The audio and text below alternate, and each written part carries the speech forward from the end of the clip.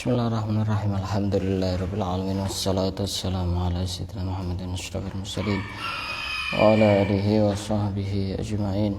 Subhanaka la ilma lana illa ma 'allamtana innaka antal alimul hakim. Qala rabbi shrah li sadri wa yassir li amri wa hlul 'uqdatam min lisani yafqahu qawli. Nawaitu ta'alluma wa ta'lima li fadata wal istifada wa tadhakkura wa tadhkira wa naf'a wal intifa' wa tamassuk ala kitabillah wa sunnati rasulih والدعاء إلى الهدى والدلالة على الخير ابتغاء مرضاته وقربه وثوابه سبحانه وتعالى. قال المصنف رحمه الله تعالى ونفعنا به وبعلومه وأمدنا بأسراره في الدارين. Akan kita lanjutkan kajian kita pada kesempatan kali ini. Pada pembahasan sebelumnya kita sudah membahas tentang khasiat-khasiat daripada bait-bait yang ada di dalam kitab Burdah karya Al-Imam Muhammad bin Hamad al-Busiri, seorang ulama terkenal dari Mesir dengan sastranya yang cukup indah untuk memuji kepada Rasulullah. Sekarang kita akan membahas tentang syafaat Rasulullah. Sudah kita ketahui bersama bahwasanya nanti yang akan memberikan syafaat kepada semua umat pemimpinnya adalah Rasulullah. Tapi ada syafaat-syafaat yang ekstra, ada syafaat-syafaat yang khusus. Di samping semua orang pasti akan mendapatkan syafaat, tapi ada syafaat khusus yang jika orang itu mau melakukan sebab-sebab mendapatkan syafaat itu, maka dia akan mendapatkan syafaat khusus. Ada syafaat tambahan gitu loh. Semacam ada bantuan tambahan. Semua orang akan ditolong sama Rasulullah, tapi ada pertolongan khusus bagi orang yang mau melakukan sebab-sebab ini. Paham ya? Semua orang akan mendapatkan syafaat, semuanya akan ditolong oleh Rasulullah, tapi ada perlakuan khusus dari Rasulullah bagi orang-orang yang melakukan sebab-sebab syafaat berikut ini.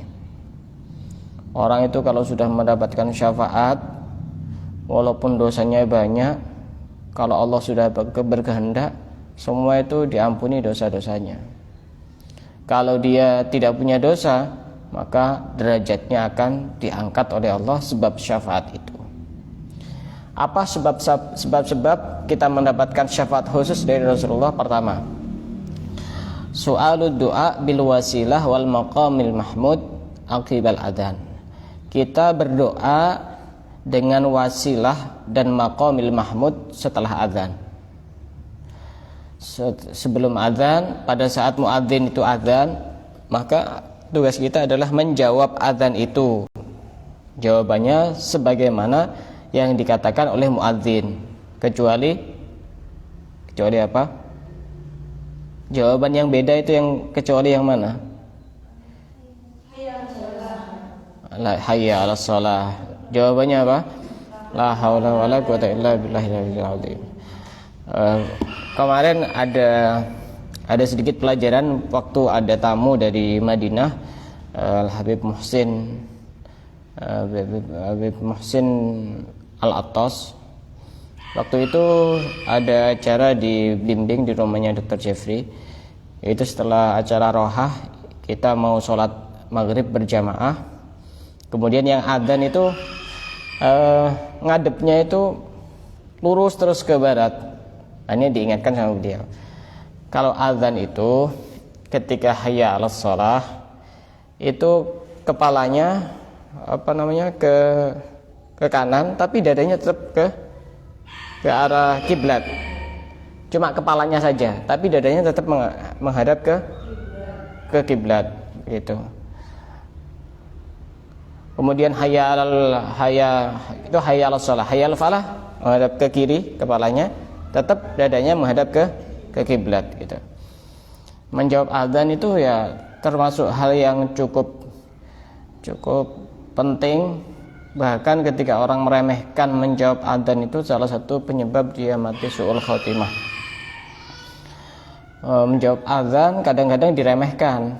Waktu ada azan ngomong sendiri, waktu ada azan aktivitas yang lain yang tidak ada manfaatnya. Boleh untuk tidak menjawab adzan ketika misalkan lagi dares, lagi pelajaran, lagi kajian, lagi taklim, itu sekiranya kalau diputus dengan menjawab adzan, khawatir nanti murid-muridnya tambah loadingnya itu tambah lebih susah, maka tidak apa, tapi nanti diakhirkan menjawabnya. Bukan kemudian tidak ada kesunahan untuk menjawab, tetap ada kesunahan untuk menjawab, tapi nanti agak diakhirkan. Nanti agak diakhirkan baru dijawab. Jika memang kondisi seperti itu. Kalau kondisi-kondisi yang lain, semisal kayak rapat atau apa, ya lebih bagusnya dihentikan dan menjawab adzan gitu. Nah, ini salah satu penyebab orang mendapatkan syafaat khusus itu adalah berdoa setelah adzan. Berdoa dengan wasilah dan maqam al-mahmud. Di dalam satu hadis dijelaskan, man qala hina yasma'un nida, Allahumma rabb hadhihi ad-da'wati tammah was salatil qa'imah ati sayyidina Muhammadin al-wasilata wal fadilah wa ba'athu maqaman mahmudan alladhi wa'adtah halat lahu syafaati yaumal qiyamah. Orang yang berdoa setelah selesai adzan dengan doa yang biasanya kita baca itu, kata Rasulullah, dia akan mendapatkan syafaatku pada hari kiamat. Dalam satu riwayat ada tambahannya, innaka la tukhliful mi'ad. Maka itu jangan sampai kita lupa untuk baca doa itu. Berapa menit sih? Paling tidak sampai 2 menit. Itu ada perlakuan khusus dari Rasulullah. Syafaatnya ada syafaat tambahan. Di samping ada syafaat-syafaat yang secara umum akan didapatkan oleh semua orang. Tapi ini ada syafaat tambahan dari Rasulullah. Kenapa kok di situ ada syafaat khusus? Karena di situ kita bertawasul dengan kemuliaan Nabi Muhammad. Dan kita juga memohon maqam al-mahmud yang dimiliki oleh Nabi Muhammad. Nanti akan diberikan kepada kita pada hari kiamat. Maqam al-mahmud itu Rasulullah itu punya namanya liwa'ul hamad. Liwa'ul hamad itu semacam bendera. Itu nanti semua para nabi, semua para rasul di bawah satu bendera, bendera liwa'ul hamad, benderanya Rasulullah. Semuanya di bawah benderanya Rasulullah. Maka orang yang berdoa setelah selesai adzan, dia akan mendapatkan syafaat khusus, perlakuan khusus dari Rasulullah. Dalam satu riwayat yang lain dijelaskan, wa man qala misla dzalika idza sami'al muadzin wajabat lahu syafa'atu Muhammad yaumal qiyamah. Barang siapa yang menjawab adzan, tapi jawab dulu adzannya, jangan cuma doanya, jawab dulu adzannya. Allahu Akbar, jawabannya Allahu Akbar. Asyhadu an la ilaha illallah, jawabannya asyhadu an la ilaha illallah. Asyhadu anna Muhammadar Rasulullah, jawabannya asyhadu anna Muhammadar Rasulullah. Kalau orang Hadramaut itu muadzin itu dia menjawab juga, tapi pelan, untuk agar tidak ketinggalan mendapatkan pahala.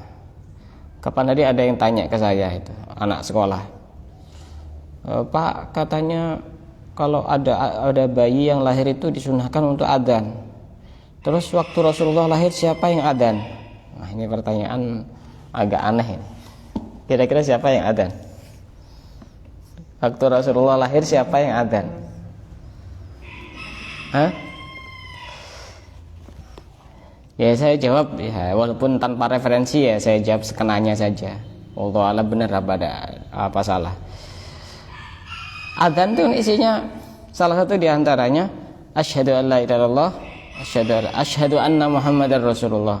Waktu itu Rasulullah itu kan masih belum jadi Rasul, jadi masih belum ada adzan dan lain sebagainya. Kalau misalkan tiba-tiba Rasulullah diangkat jadi Nabi, jadi Rasul umur berapa? 40. Jadi ya tidak ada yang adzan. Wallahu a'lam, benar apa enggak. Yang kedua, termasuk syafaat khusus yang akan diperoleh bagi seseorang yang melakukan amalan itu adalah ziarah kepada Rasulullah. Ziarah di mana? Di Madinah.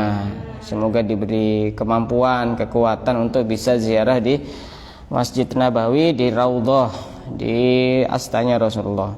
Dalam satu hadis dijelaskan, man zaroni ba'da mauti faka'annama zaroni fi hayati. Barang siapa yang menziarahi aku setelah aku wafat, maka seakan-akan dia menziarahi aku pada saat hidupku. Sama, jadi ziarah kepada orang yang wafat itu sama seperti ziarah kepada orang yang hidup, kata Rasulullah. Kalau sebenarnya ziarah itu lebih afdol ziarah ke tempat ibadahnya, ma'bad namanya. Saya dulu waktu masih di Tarim itu, pada saat hallnya Syekh Abu Bakar bin Salim, itu masih ada kamar khusus, ada ranjang khusus, ada tempat ibadahnya beliau. Itu jauh lebih afdol, karena kalau ziarah ke tempat ibadahnya itu dipakai ibadah setiap hari. Kalau kuburannya kan tidak dipakai ibadah, walaupun ada sebagian orang yang sampai hataman Quran di kuburannya seperti Sayyidah Robiah Al-Adawiyah itu. Tapi kalau dihitung-hitung ya tetap lebih banyak ibadah di tempatnya sendiri, di kamarnya sendiri. Itu ma'badnya Syekh Abu Bakar itu masih ada, ranjangnya masih bagus, tempat tidurnya masih bagus, kamarnya masih lengkap itu. Alhamdulillah, saya 5 tahun di sana, setiap tahun pasti ke sana, ziarah ke astanya juga, ziarah ke ma'badnya juga, tempat ibadahnya itu jauh lebih afdol. Jadi makanya kenapa tempat-tempat yang pernah disinggahi oleh ulama itu diabadikan. Seperti misalkan di sebagian pondok pesantren ada santri namanya Kiai Hasyim Asy'ari pernah mondok di sini. Ini kamar ini tidak pernah direnovasi, tidak pernah dirubah, karena ini pernah disinggahi oleh seorang ulama, seorang yang soleh gitu. Dalam satu hadis, dalam satu riwayat, man zara qabri au qala man zarani kuntu lahu syafi'an au syahidan yaumal qiyamah. Barang siapa yang menziarahi aku, kata Rasulullah, maka aku akan memberikan syafaat atau aku akan menyaksikan besok pada hari kiamat. Makanya banyak orang itu yang ingin ziarah ke astanya Rasulullah. Yang penting banyak sholawat, tidak ada yang tidak mungkin, semuanya mungkin saja. Selama kita itu ada kerinduan yang cukup besar, uang itu gampang itu. Bisa jadi nanti tiba-tiba dipanggil orang, diumrohkan gratis. Siapa yang tahu? Kan tidak ada yang tahu. Tidak ada yang tahu. Nah, ini ziarah ke astanya beliau. Makanya sebagian kelompok itu mengatakan ziarah itu bukan termasuk rukunnya haji. Ziarah termasuk rukunnya haji apa bukan? Bukan. Rukunnya umrah apa bukan? Bukan. Dijawab sama Habib Ali Al-Jufri, muridnya Umar. Betul, ziarah itu memang bukan rukunnya haji. Ziarah itu memang bukan rukunnya umrah, tapi ziarah itu rukunnya cinta kepada Nabi. Kok ada orang di daerahnya Nabi, di situ ada jasad mulianya Nabi, kok ditinggalkan begitu saja? Ya memang umrohnya sah, hajinya sah, tapi cintanya itu perlu untuk dipertanyakan. Ziarah kepada Nabi itu rukunnya cinta, bukan rukunnya haji atau rukunnya umroh. Cinta itu di atas segalanya, begitu. Jadi ziarah, semoga kita masih diberikan kesempatan oleh Allah untuk bisa ziarah di astanya Rasulullah. Alhamdulillah saya sudah pernah. Nabi-nabi yang pernah saya ziarah itu banyak. Tahadus bin Ni'mah. Yang pertama kali saya ziarah ke astanya Nabiullah Hud alaihissalam. Kemudian pernah juga ziarah di astanya makamnya Nabi Soleh Nabi Hadramaut. Ada Nabi Hadun, ini putranya Nabi Hud. Ada Nabi Jarjis, ada Nabi Handolah. Nabi Handolah itu jasadnya cukup panjang, seukuran sawah itu penuh, itu semuanya panjang. Orang dulu kan tinggi-tinggi. Termasuk makamnya Nabi Hud itu juga panjang, sekitar seukuran 10 atau 15 orang dewasa kalau ditumpuk-tumpuk itu jadi di atas gunung begini, agak ke atas gitu. Ziarah makamnya Nabi Hud itu Nabi.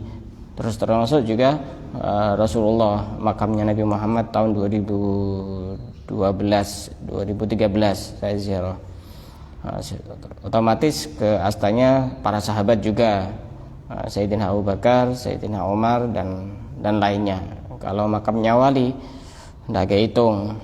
Ada Faqih Muqaddam, ada Syekh Abdurrahman As-Segaf, ada Habib Umar bin Abdurrahman As-Segaf, ada Syekh Abu Bakar As-Sakron bin Abdurrahman As-Segaf, ada Habib Abdullah bin Ali Al-Haddad, ada Habib Ali bin Muhammad bin Husain Al-Habsyi. Banyak di sana banyak. Dan ada pengarang Sulam Taufik, Al-Habib Abdullah bin Husain bin Tahir, pengarang kitab Bughyatul Mustarsyidin. Ada banyak kalau para wali banyak, karena di Zambal sendiri itu ada 80 wali kutub yang dimakamkan di situ. 80 wali kutub. Itu sekitar tahun 500-an Hijriah. Enggak tahu kalau sekarang. Itu saya dengar sendiri dari Habib Salim ketika ceramah. 80 wali kutub. 80 bukan sedikit loh. Apalagi menyandang wali kutub. Itu sekitar tahun 500-an Hijriah. Tahun 500-an itu wafatnya Imam Ghazali, itu tahun 500-an. Nggak tahu kalau sekarang. Dan di Zambal itu dimakamkan kurang lebih 10.000 wali. Ada yang mengatakan 100.000 wali. 10.000 wali ya banyak waktu itu. Tahun 500. Ya karena memang tempatnya wali, Madinatul Auliya wal ulama. Itu berkat doanya Sayyidina Abu Bakar As-Siddiq. Karena Sayyidina Abu Bakar ini pernah diutus untuk berdakwah di Tarim. Dan waktu itu tidak ada satupun yang menentang, tidak ada satupun yang menolak. Sehingga Sayyidina Abu Bakar ini berdoa kepada Allah dengan 3 doa untuk penduduk Tarim.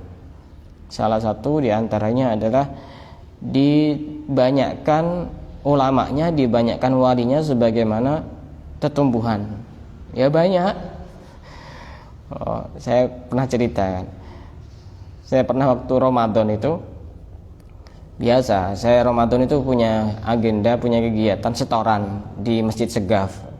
Jarak antara asrama saya dengan Masjid Segaf itu kira-kira mungkin sini ke pesisir gitu, ke KUD begitu. Ya cukup jauh kalau jalan kaki, karena saya tidak punya sepeda, jalan kaki. Akhirnya saya di tengah jalan kaki diampiri sama sopir taksi. Saya waktu itu bawa uang pas-pasan. Ini kalau uangnya ini dibuat bayar taksi ini, saya nanti buka ini tidak bawa uang nih kalau di tengah jalan ini. Akhirnya saya naik di situ. Saya di dalam hati saya itu, ini sopir taksi ini puasa apa enggak ya siang-siang ini narik taksi ini. Siang-siang narik taksi ini. Kemudian jarak beberapa detik dia bilang, saya puasa gitu. Saya puasa. Wah, ini apa yang ada di dalam hati saya ini dijawab sama supir taksi ini. Padahal itu supir taksi, saya tidak ngomong apa-apa gitu. Kemudian setelah turun, saya mau bayar, dia bilang majanan, gratis, nggak usah bayar. Wah, itu orang-orang biasa saja itu banyak yang kasyaf, apalagi ulama-ulamanya. Salah satu diantaranya Habib Abdullah bin Alawi bin Syihab. Itu beliau kasyafnya luar biasa itu. Langsung to the point. Kalau ziarah khusus itu pasti to the point itu. Saya pernah ziarah itu berdua kalau tidak salah. Kemudian saya salaman sama beliau di kamarnya beliau sambil beliau bisik-bisik. Kamu pernah ini, kamu pernah ini, kamu pernah ini. Ditelanjangi semuanya. Dan itu modelnya pertanyaan. Tapi sepertinya itu ya bukan pertanyaan itu. Betul semuanya itu. Artinya sebelum datang ke Tarim, ya pasti setiap orang itu pernah melakukan kesalahan, pernah melakukan ini dan itu semuanya itu. Habib Abdullah bin Alawi bin Syihab itu, Masya Allah orangnya itu kasyafnya luar biasa itu. Jarang-jarang yang berani untuk nyabis ke beliau itu, karena pasti dibuka semuanya, dibuka. Tapi kalau di depan umum ya enggak. Itu namanya membuka aib itu. Ya, yang penting kan beliau itu mengingatkan dan mendoakan agar bisa berubah. Nah, itu termasuk sebab yang kedua agar mendapatkan syafaat khusus adalah ziarah ke makamnya Nabi. Dalam satu riwayat yang lain disebutkan man zara qabri wajabat lahu syafaati. Barang siapa yang menziarahi kuburanku, astaku, makamku, maka wajib baginya untuk mendapatkan syafaatku. Setelah syafaat yang umum itu loh. Berarti kalau dia sudah mendapatkan syafaat umum, bisa jadi kenikmatannya ditambah oleh Allah. Atau juga nanti dia dimasukkan surga dengan tanpa hisab, atau diangkat derajatnya di surga, atau kenikmatan-kenikmatan yang lain yang pasti tidak sama lah. Yang pasti tidak sama. Ibaratnya begini lah. Saya akan ngasih uang setiap orang 1 juta. Tapi khusus bagi yang hadir di sini akan saya tambahi 1 juta. Berarti dapat 2 juta. Semuanya saya kasih. Tapi karena ada yang hadir di sini akan saya tambah 1 juta jadi 2 juta. Gitu. Itu namanya perlakuan khusus. Semuanya dikasih, tapi ada perlakuan khusus bagi orang yang melakukan hal-hal yang dia itu akan mendapatkan syafaat khusus itu. Yang berikutnya, wa min asbabi syafaatihi al-khassah al-maut fi madinatihi at-thayyibah. Termasuk sebab-sebab syafaat yang khusus adalah wafat di Madinah Al-Munawwarah. Makanya banyak orang ulama-ulama, kiai-kiai, habaib-habaib sudah sakit, sudah parah, tetap aja pengen berangkat umroh, pengen berangkat haji. Apa tujuannya? Pengen mati di Madinah. Karena istimewa. Dalam satu hadis disebutkan man istata'a ayyamuta bil Madinah falyamut biha. Barang siapa yang mampu untuk mati di Madinah, maka berusahalah untuk mati di Madinah. Fa inna man mata bil Madinati kanat lahu syahidan aw syafi'an yaumal qiyamah. Karena orang yang mati di Madinah, Rasulullah akan menjadi saksi bagi dia dalam satu riwayat, atau memberikan syafaat besok pada hari kiamat. Ulama-ulama Indonesia banyak yang wafat ketika di Madinah dan juga di Mekah. Salah satu di antaranya siapa? Kiai Maimun Zubair, ada Syekh Nawawi astanya di sana di Haramain. Ada siapa lagi? Siapa lagi itu? Ada kalau orang Besuki ini Habib Abu Bakar Al-Habsyi. Itu juga wafatnya di Haramain itu. Masya Allah beliau itu. Saya sering ngantarkan kemana-mana pakai sepeda motor. Mukhlis orangnya, ikhlas, apa adanya. Ketika beliau wafat, banyak cerita-cerita yang aneh-aneh. Salah satu di antaranya, ada yang tahu Habib Abu Bakar Al-Habsyi? Salah satu di antaranya pernah ada orang Semarang mimpi disuruh cari Habib Abu Bakar Al-Habsyi. Kasih petunjuk, nyampe ke Bondowoso. Dicari, tidak ketemu karena bukan itu yang dimaksud. Hanya nyampe ke Besuki. Di dalam mimpi itu dia itu diperintahkan untuk ngasih sesuatu yang cukup banyak. Hanya nyampe di rumahnya Abu Bakar, Bib, kalau mau ini ngasih mobil, ngasih rumah, ngasih macam-macam pokoknya. Karena saya diperintahkan di mimpi itu. Kata Abu Bakar, cukup gula aja 2 kilo kasih ke saya gitu. Orang-orang yang mukhlis, betul-betul mukhlis itu. Abu Bakar itu, Ibci kalau panggilannya. Wafat di Madinah itu adalah satu keistimewaan. Dalam satu riwayat disebutkan awaluman asfa'ulahu ahlul Madinah. Orang yang pertama kali aku syafaati adalah penduduk Madinah. Tsumma ahlu Makkah, kemudian penduduk Mekah. Tsumma ahlu Taif, kemudian penduduk Taif. Itu penyebab yang ketiga. sebab mendapatkan syafaat khusus. Yang keempat, min asbabi syafaatihi al-khassah kasratus sholati ala nabi. Termasuk sebab syafaat khusus adalah memperbanyak membaca sholawat kepada Nabi. Semua dapat syafaat. Analaha, aku akan yang memberikan syafaat kepada mereka. Sebagaimana cerita yang cukup populer itu, ketika semua nabi didatangi, tidak ada yang bisa untuk menolong. Ternyata hanya Nabi Muhammad yang bisa menolong. Semua diberi syafaat sama Nabi Muhammad. Tapi orang yang memperbanyak membaca sholawat itu ada perlakuan khusus. Pertolongannya itu beda dengan yang lainnya. Makanya dikatakan termasuk batasan, dikatakan orang banyak membaca sholawat kepada Nabi itu berapa? Disebutkan di sini di dalam kitab Sa'adatud Darain fi Sholati ala Sayyidil Kaunain, dikarang oleh Asy-Syaikh Yusuf bin Ismail An-Nabhani, sama seperti pengarang Wasailul Wusul ila Syama'ilir Rasul. Beliau ini memang spesialis, karangan kitabnya itu menjelaskan tentang Nabi. Luar biasa, tentang macam-macam sholawat itu juga ada. Di sini beliau mengutip perkataan pendapat dari Syekh Abu Thalib Al-Makki, pengarang kitab Qutul Qulub. Dikatakan orang itu dikatakan banyak baca sholawat ketika sehari semalam kurang lebih 300 kali. Ini pendapatnya Syekh Abu Thalib Al-Makki.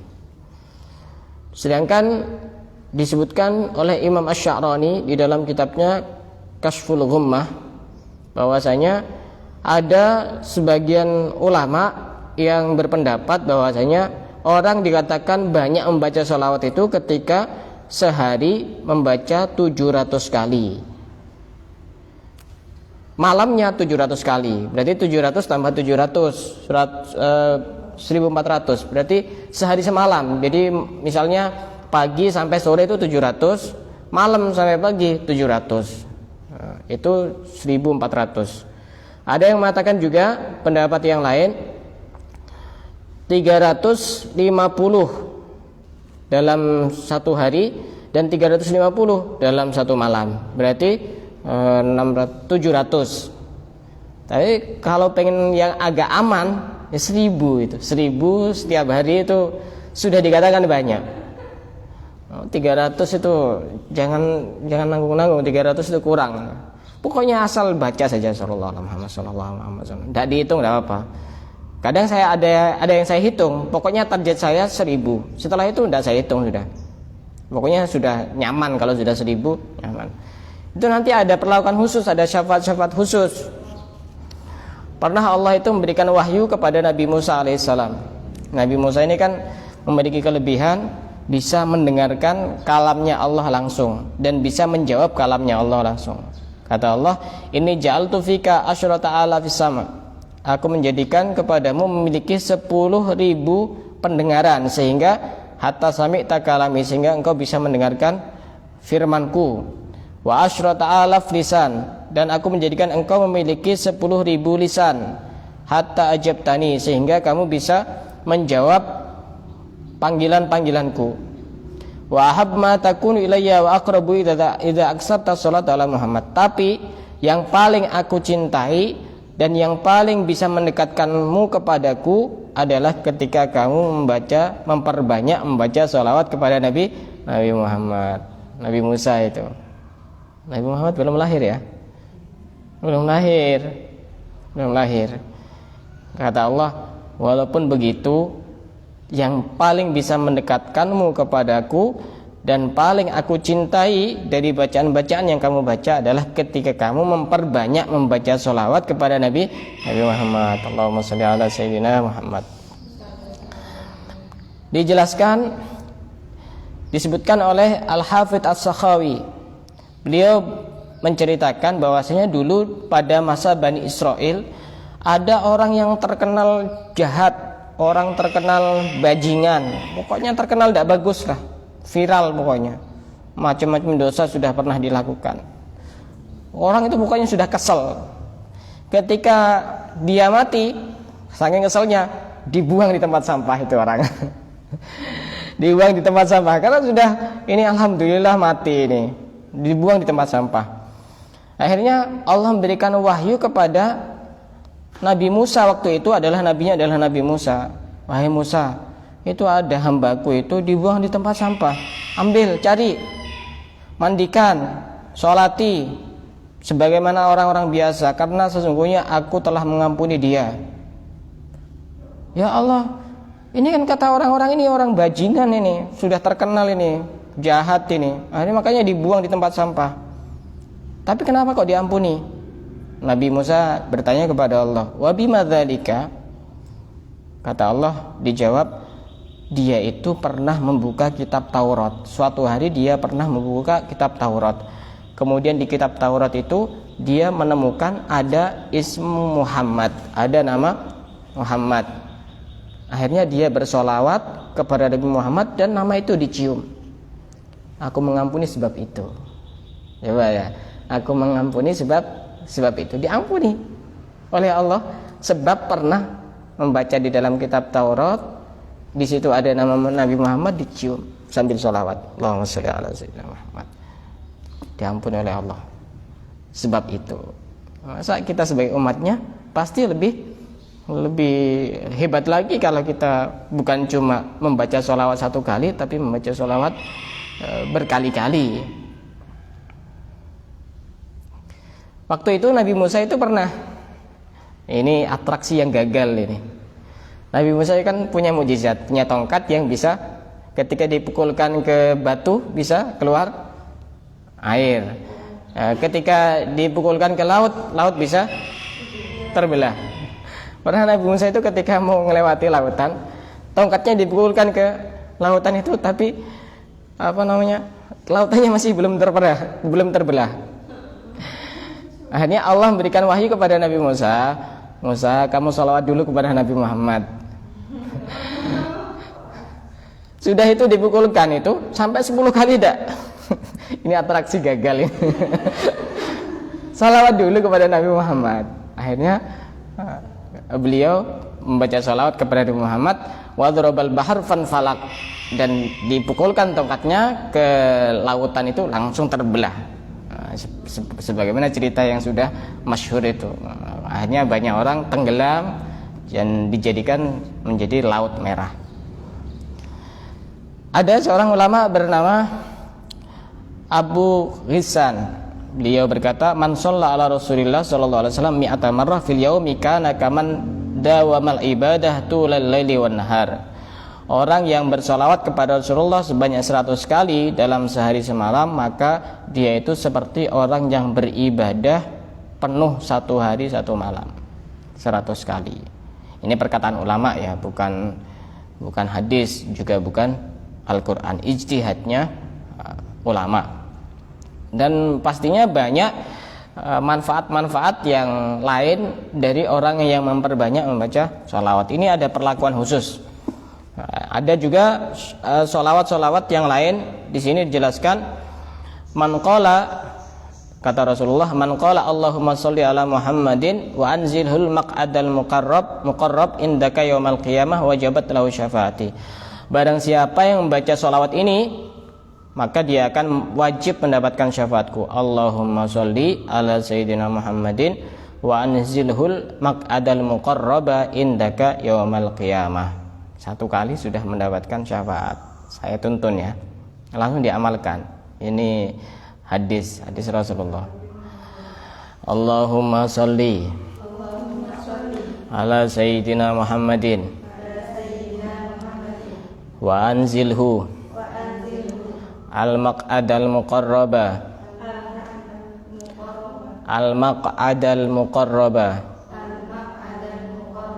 indaka yaumal qiyamah. Ini kata Rasulullah, wajabat lahu syafaati. Dalam satu hadis yang lain dijelaskan, man shalla alayya hina yusbih ashran wa hina yumsi ashran adrakathu syafaati yaumal qiyamah. Ini ada pendapat yang lebih ringan lagi. Barang siapa yang pagi membaca salawat kepadaku 10 kali, sore atau malam 10 kali, maka dia akan mendapatkan syafaatku pada hari kiamat, kata Rasulullah. Ini kelas, jangan cari yang kelas seperti ini, tambahi yang banyak. Tapi ini ada 10, berarti sehari semalam cuma Itu sudah diramu oleh Habib Abdullah Al-Haddad di dalam Wiridul Latif. Itu pagi ada sholawatnya 10, sore 10. Itu sudah minimal, itu sudah. Jangan sampai kurang dari 10. Sudah itu. Inna aulan nasi bi yaumal qiyamah aksaruhum alayya sholatan. Sesungguhnya orang yang paling utama di sisiku besok pada hari kiamat. Paling utama itu maksudnya apa? Orang yang paling berhak mendapatkan syafaatku, orang yang paling berhak mendapatkan kemuliaanku adalah orang yang paling banyak membaca sholawat. Makanya kenikmatan yang paling indah di surga itu ya karena di dalamnya ada Nabi Muhammad. Kata Habib Ali Al-Habsyi, fi jannatin ma saqani min wasfiha illa likaunil hibbi fiha khayyama. Di surga itu tidak membuat aku tertarik karena ada bidadari, karena ada rumah-rumah yang indah, karena ada makanan-makanan yang lezat. Tapi yang menjadikan aku tertarik untuk di surga karena di dalamnya adalah ada Rasulullah. Ada indah kalau di surga ada Rasulullah, tidak indah. Tidak indah kalau di surga ada Rasulullah. Nah, itu ada beberapa sebab yang khusus orang akan mendapatkan perlakuan khusus, mendapatkan syafaat khusus ketika melakukan hal-hal tersebut. Semua akan mendapatkan syafaat, tapi bagi orang yang melakukan sebab-sebab itu dia akan mendapatkan syafaat khusus dari Rasulullah Shallallahu Alaihi Wasallam. Kalau kita tidak bisa ziarah ke Madinah, tidak bisa mati di Madinah, minimal yang bisa kita lakukan 2 tadi itu. Apa? Berdoa setelah selesai adzan dan memperbanyak membaca sholawat kepada Rasulullah SAW. Wallahu a'lam bishawab.